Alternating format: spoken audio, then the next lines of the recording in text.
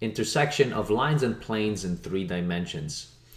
So once you get into this intersection problem with lines, planes, or lines and lines, so I did a video on the intersection of lines and lines. I can put up a link up above there. I think it's useful because it gives you a sense of what can be coming at you. Now, when you do have a line and a plane, now the way that I've sketched them out over here is you notice that the plane is actually kind of restricted, right? It looks kind of rectangular in a sense, unless, and it's been slanted on the other 2 images that I put up there. Now, of course, these planes are infinite. You can restrict them, like they don't have to be infinite in all dimensions, right? You can restrict them, you can certainly have them in different ways. But when you are studying this typically in grade 12, you are going to be dealing with infinite planes, okay, that are spanning out in all dimensions. So what can happen with a line and a plane, and how can they intersect? When you were talking about lines intersecting with lines, so a line and a line, there were basically 4 things that could have happened, right? So the 2 lines could have intersected at a point. They could have possibly been just lines that are lying right on top of each other. They could be lines that are parallel, so they're not on top of each other, but they are parallel. They never intersect. And then the last one was you had skew lines, where the lines were not parallel, and then they were going kind of in their own directions. Well, when you have a plane and it's infinite, you're not going to have as many choices. You're going to have an obvious choice where a line, basically just penetrates and then hits the plane at one point. So that's exactly what you see on the left-hand side. So here's, your point that it's being hit in, and the line just, intersects that particular plane at a point. So that's one thing that can happen, and I think that's obvious. You can kind of imagine that. You can also have a line which basically is parallel to your plane. So it just keeps going, and it's at a certain distance away from the actual plane, but it's parallel to it, right? So it can happen. And then you can have a line which literally just goes right through the plane. Now this plane is infinite, although I drew it, as you can see there, okay, in kind of a rectangular form, which is slanted. But that particular line is parallel, and it's also right on the plane. So it intersects at every single point of the line. So those are really the only 3 that can happen. You cannot happen, at least for an infinite plane. If the plane is infinite, then you cannot have an actual line which just bypasses it, right? Because what's going to happen, it's either parallel, so it never touches, but even if it's, slightly, even if it's, just a little bit of a tilt, eventually that line will hit the plane. It's going to be far, far away, but it's going to hit it. So you really have just these 3 particular choices. So now, how can you find the actual point, or how can you find if the line is parallel or if the line is actually right on the plane? Well, you can certainly do that from the equations of the plane and the lines. Now, the plane typically has kind of 3 different ways that you can write it out. The most convenient one is definitely the standard or the scalar form, which is this one right there. And from that, we also can, pick off the normal, which is just your A, your B, and your C. So you have seen that in the videos that I've done in the past, okay, with regards to planes.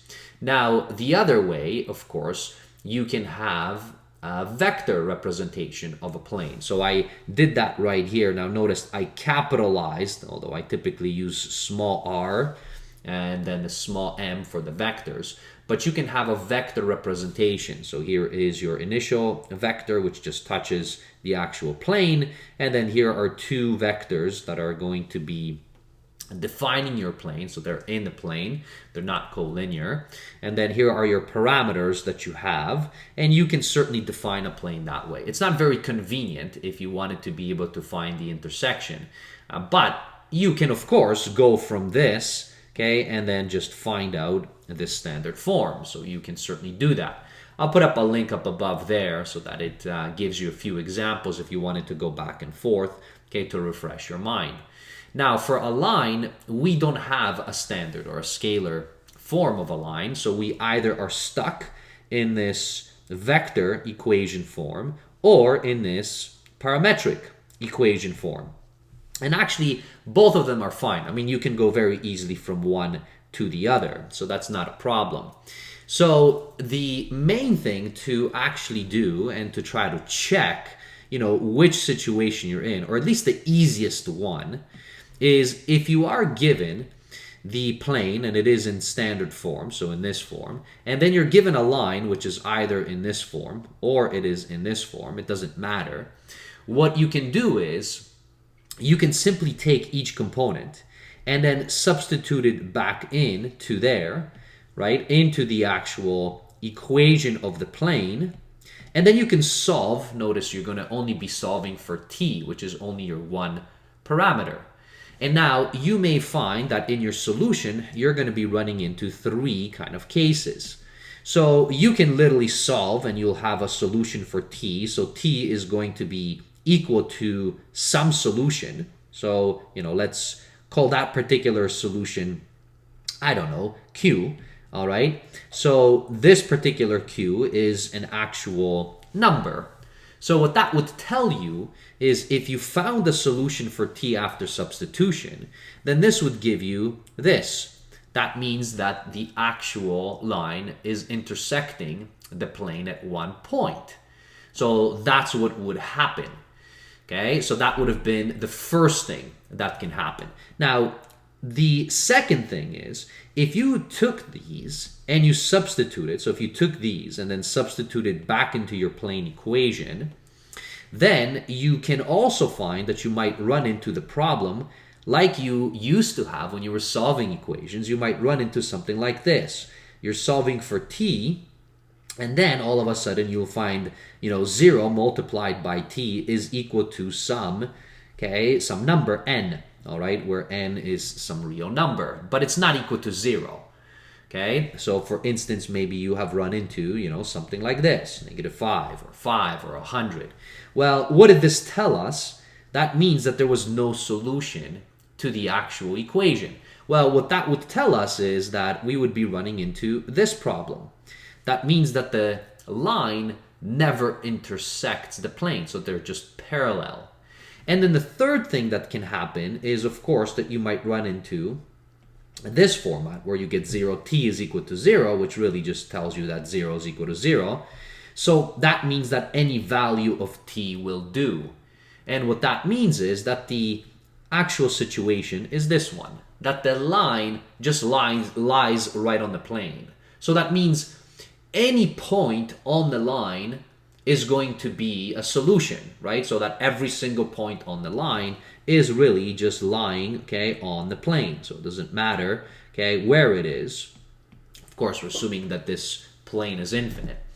So those are the three cases that can happen. And this isn't anything new to you. You have solved equations. In fact, you can probably go way back into grade 9 and recall these solutions. So substituting back into the plane equation, is the easiest thing. The only hiccup, and I don't know if your teachers are going to give you this, but they might, if they give you the actual plane in this format where you are stuck with a vector equation or a parametric equation, don't forget you can always change it back to a standard equation. You can certainly work with this and these together. You can still substitute, you can find your solutions, and you're going to be running into the same kind of problems. But it's actually easier to work with your standard equation. So I typically, just simply find what this equation back is. It's easy, right, to be able to do that. And that was the link that I was referring to, where you can take these, find your normal, and then go ahead and use either the dot product throughout just to find your equation of the plane. And then you can just substitute and find your t. So now let's do a few examples of these. And then I'm going to also tell you, what else can you do if you're just interested in one of these cases. So for instance, are you in this case? Are you in this case? Or are you in this case? So any of these cases, you can actually just use your knowledge of the normal of your plane, and then actually take the vector, okay, of the line and then do the dot product.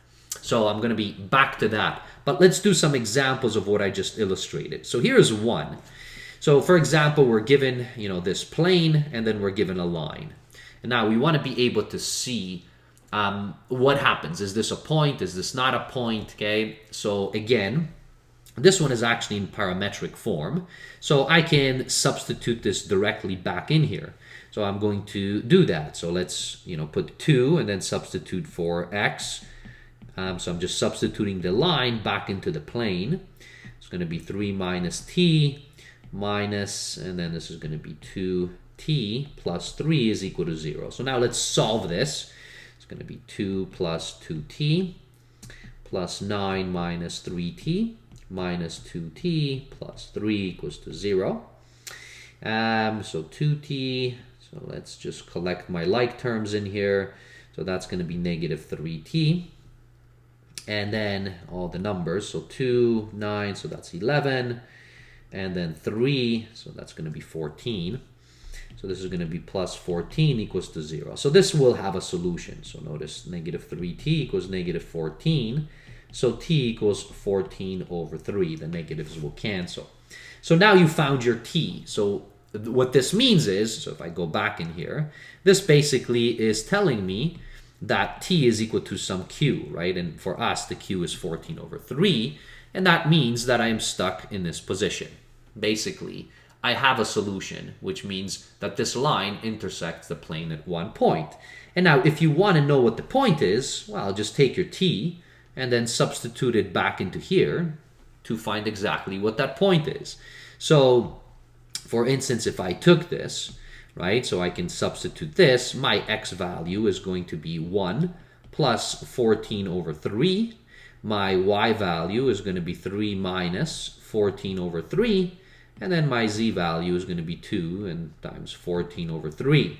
I'll leave the calculations for you. You can certainly find that actual point. And if you want to do a double check, once you find it, once you find what this point is, you can then substitute it back into the plane and just check, all right, does the left-hand side, okay, equal to the right-hand side, just as a check for yourself. But that's it. That's all that you would have to do. That just tells you, where the actual line intersects the plane. All right, so that was one example. Here's another example right here. Now, in here I am given my plane, and then here is my vector equation of the line. So that's what I have in there. So it is in 3D. And now, well, if you're with this, you can, of course, still do your substitution and then find out what happens. Now, because it's in vector form, you can change it back to parametric form. I'll do it all in one. So I'm going to substitute the value, so for x, okay, into my plane. So that's going to be negative 2 plus t. Sorry about that. So that's plus t. So that's negative 2. Plus t times 1, minus 3. Now I need to substitute my y value, so that's going to be 0 plus, so that's just actually going to be t. So that's that. And then my z value, so that's going to be my 2 plus 2t minus 2 is equal to 0. All right, so now that I have this, so I'm just going to kind of expand this out. So let's take this whole thing, right? Let's collect our like terms. So t minus 3t and then 2t. So that's going to be what? 1 minus 3 and then plus 2. So that's actually going to be 0t. Okay, so that will tell me that this actual line and plane are parallel. Now I want to see if they're actually on top of each other. So I have to see what happens with my numbers here. So negative 2 plus 2, that's 0, but that's minus 2. So what I'm going to get is 0t is equal to 2. So clearly, 0 is never going to be equal to 2. So which situation am I in? Well, I am in this situation right here. So this is my situation because of the fact that this equation never holds. It has no solution. So that means the line and the plane never intersect, right? So that's what I would have. So there's no intersection point, so it's not like I can find a t. No t will exist to make this true. So now, going back to the normals, all right? So what I wanted to point out here for you is, if you're just interested in which case you're in, this one, or this one, then you can just simply take the normal, right, which we certainly can do. And then what you can do is you can do the dot product with this. Now, what is this saying now, and why the dot product, right? So you might go back to that idea. So remember that two vectors are perpendicular to each other if the dot product is 0. Now, when you have your line and you have your plane, you know that what is happening is that if the dot product was 0, then this vector, right, which represents the actual line, so this is a vector, okay, that is basically some vector which is parallel to my line. Doesn't matter what the actual magnitude of that vector is or the direction of it, but it is some vector right there. Now, my normal that I have, so my actual normal, okay, within here, that's also a vector. Now, the normal is a vector which is perpendicular to the plane. And so what's going to happen when you take these two vectors? If the line is parallel, that means that if you would shift this normal vector, so if I would shift this normal vector, well, I don't want to be shifting the whole thing. Okay, so if I shift this normal vector, let me duplicate it.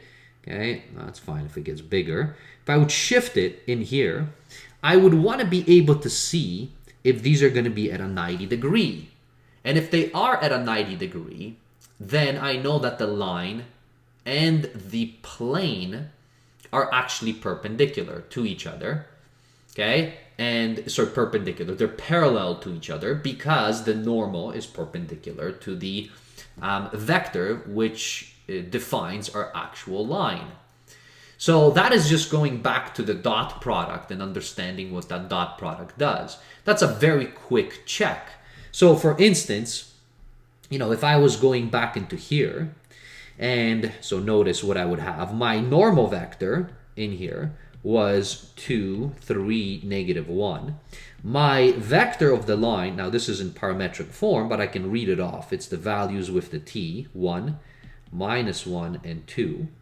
And if I did the dot product within here, so that's going to be 2 times 1, that's 2, minus 3, and then minus 2. So notice very quickly, so if I do this, I'm going to get negative 3, which is clearly not equal to 0. And that will tell me right away. That's a very quick test. All right, they're meeting at a point. And that's what I would have in here. And now with the other, so with this one, I didn't have to necessarily substitute the whole thing back in here. I could have read out again. So my normal vector is 1, negative 3, 1.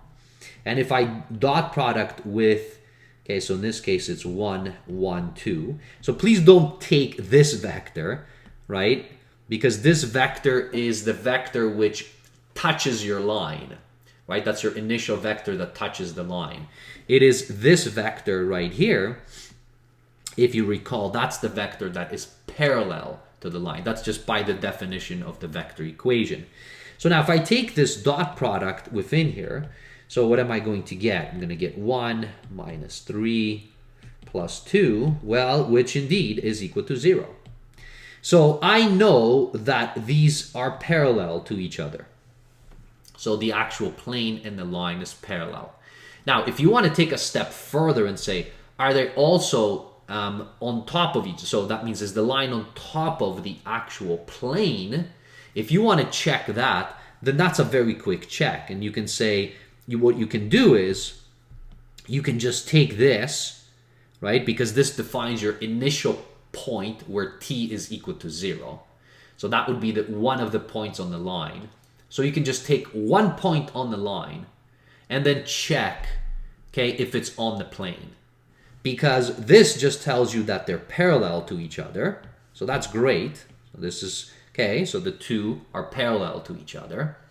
But now if you want to know if the line is on the plane, just take one point from the line, right, and then check it. So you would just simply, the easiest one is, so you don't have to find any other points, just set t is equal to 0, and that's going to be 1 point. And then substitute it back into here. So you're going to get -2 minus 3 times 0 in this case, plus, that's going to be 2 minus 2 is equal to 0. Okay, so you're going to get -2, this is just 0, so you're back to 0, so this is -2. And clearly not equal. So that line is not on the plane. So that's another way, but just by doing the normal. If it turned out that the line was on the actual plane, then when you substituted the actual point, or one of the points, you would get 0 is equal to 0. That's it. That's what you would find, and that would have been your check. So there you have it. Now you know how to, check your actual planes and lines, how they intersect, what are the possibilities. And it's not that difficult because you have done quite a lot of solving for an unknown. And this one is actually easier because you're only solving for t. So it's a very quick check for you. All right, so thanks for watching. Happy studying. Okay, give it a thumbs up if you can and subscribe if possible. Bye, everybody. Cheers.